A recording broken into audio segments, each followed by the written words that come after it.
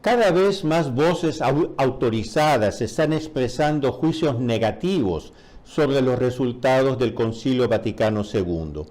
Resultados que, de otro lado, podemos ver con nuestros propios ojos. La Iglesia está sumergida en un caos.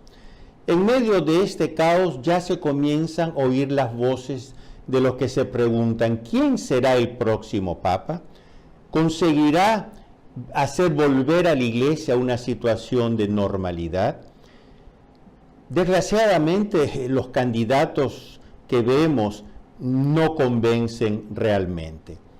Queridos amigos, si están confundidos por algunas cosas que están sucediendo en nuestra Iglesia, si su fe a veces flaquea en medio a todo este caos, entonces, queridos amigos, este canal es hecho para ustedes.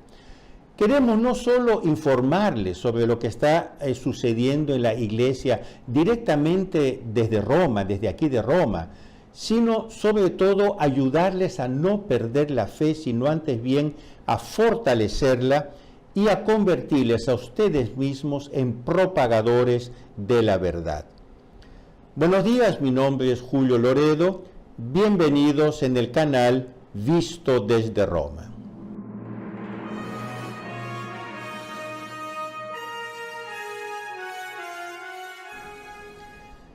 Si aún no te has suscrito al canal, te invito a hacerlo. Te invito también a ponerle un like a este video y a compartirlo con tus amigos. Mantente actualizado directamente desde aquí de Roma sobre lo que está pasando en la Iglesia, a fin que a tu vez tú puedas esclarecer otras personas. En un periodo de oscuro caos como es el actual, vale mucho la pena escuchar las voces que provienen de la experiencia y del conocimiento histórico, porque son como un faro que nos orienta sobre lo que sucede en la Iglesia en medio de la oscuridad moderna. Para describir la crisis posterior al Concilio Vaticano II, el Papa Benedicto XVI evocó una metáfora que ya había sido usada en el siglo IV en una situación similar por el gran padre de la Iglesia, San Basilio. San Basilio decía: la Iglesia parece como una batalla en la noche, quiere decir un caos total y tinieblas totales. Hay quienes tienden a creer que esta frase de Papa Benedicto XVI fue una frase casual y poco compartida. Absolutamente no. Un papa del calibre intelectual de Benedicto XVI fue tomado muy en serio por figuras muy relevantes.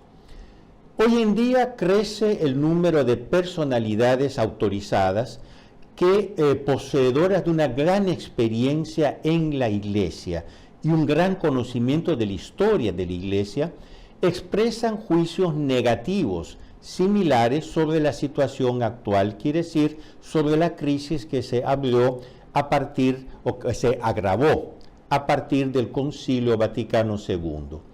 No se trata de arrebatos esporádicos, sino de opiniones maduradas a través de largas observaciones y de muchas reflexiones.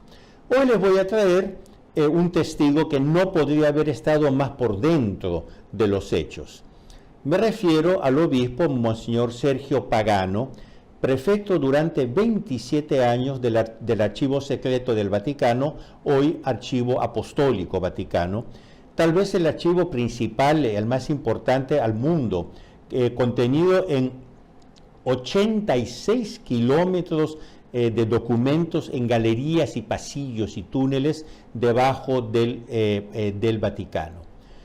Un cargo, de Monseñor Pagano, de máxima responsabilidad, llevado a cabo durante 3 pontificados. Juan Pablo II, Benedicto XVI y Francisco. Ciertamente no es alguien que puede ser descrito sumariamente como un reaccionario, incluso porque estamos hablando de un miembro de la Academia Italiana, es decir, el más alto nivel intelectual aquí en Italia. Pues bien, Después de esta larga experiencia eclesiástica y desde este observatorio privilegiadísimo, Monseñor Pagano concedió hace pocos días una interesantísima entrevista al conocido editorialista Massimo Franco del Corriere della Sera, el más importante diario italiano, en la que hace esta dramática valoración, y cito entre comillas, Monseñor Sergio Pagano. Lamentablemente, después del Concilio Vaticano II, ha habido un desorden general. Se ha creado desorden en la disciplina, desorden en los seminarios y en las universidades pontificias. Ha habido una crisis doctrinal cada vez más profunda. En este clima de incertidumbre prevaleció una confusión flagrante. Veo la desorientación de muchos fieles y un declive en el pensamiento teológico. La pastoral misma se ha reducido a la caridad por la caridad, sin una inspiración vertical de fe. Y cierro comillas. Una visión, por lo tanto, muy amplia, esta de Monseñor Sergio Pagano, prefecto por 27 años del Archivo del Vaticano, por lo tanto, conocedor directo de todos estos hechos. Él habla de desorden en la disciplina, desorden en los seminarios, desorden en las universidades, desorden en la doctrina, con la consecuente desorientación de los fieles y por tanto, comento yo, la apostasía de muchos. Justamente una batalla en la noche. Tampoco podemos ignorar los comentarios muy interesantes de otro observador histórico de la Santa Sede, que escribió por muchos años, por muchas décadas, la columna Séptimo Cielo en el diario L'Espresso. Me refiero a Sandro Magister, tal vez uno de los comentadores más perspicaces de la actualidad vaticana. Como era de esperarse, de todo buen vaticanista, que es decir, de todo analista del Vaticano, especialmente después de la renuncia de Joe Biden con 81 años a la candidatura presidencial en los Estados Unidos, la atención de Sandro Magister se centra en la edad del pontífice argentino, algunos años mayor que Biden. De hecho, Biden renunció por edad y hay que levantar el punto, Papa Francisco tiene 5 años más que Joe Biden. Es completamente natural que el corresponsal vaticano plantee entonces hipótesis sobre los varios cardenales papabili. Papables o papabili en italiano son los cardenales que pueden ser elegidos papa. Por lo tanto, son los cardenales de los cuales más se habla como posibles sucesores del Papa Francisco. Sandro Magister trata sobre todo de 3 de ellos. Uno, el relator general del sínodo, el jesuita Jean-Claude Hollerich, arzobispo de Luxemburgo, el arzobispo de Bologna, cardenal Matteo Zuppi, y por último, tal vez el que realmente tiene más probabilidad, el secretario de Estado, cardenal Pietro Parolin. Esto será, como veremos, un tema recurrente en los próximos meses, al cual yo volveré una y otra vez. Nada de más normal. Respecto al cardenal Parolin, Magister comenta que hay gente que ve en él una persona capaz de poner, y cito entre aspas, una persona capaz de poner algo de orden en la iglesia, con esa prudencia y ese método propio de la profesión diplomática, su competencia primordial. Sería, por lo tanto, un candidato muy válido propiamente, justamente por su gran experiencia diplomática, por lo tanto, una gran experiencia como mediador, una gran experiencia como intermedio entre fuerzas opuestas, etc. Esto sería un punto a su favor, esta experiencia diplomática.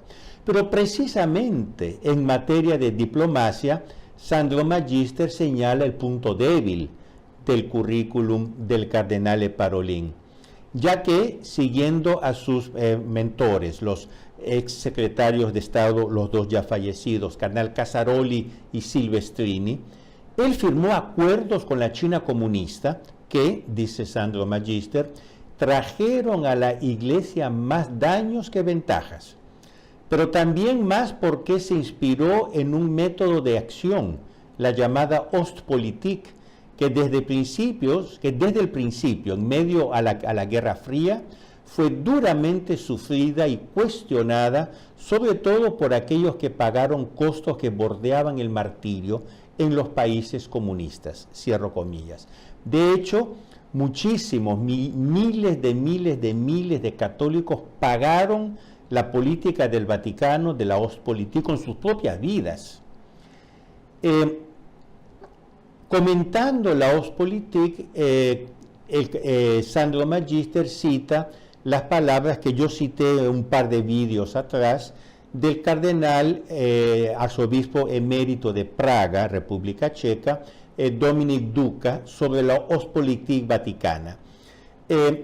Comentaba hace 2 o 3 semanas atrás el cardenal Duka, comillas: así como el silencio y la complicidad con el régimen comunista dañaron a mi país y facilitaron que el gobierno encarcelara a los católicos disidentes, el silencio de la Iglesia ante los abusos de derechos humanos por parte de la China comunista perjudica a los católicos de la China. Cierra comillas. Por lo tanto,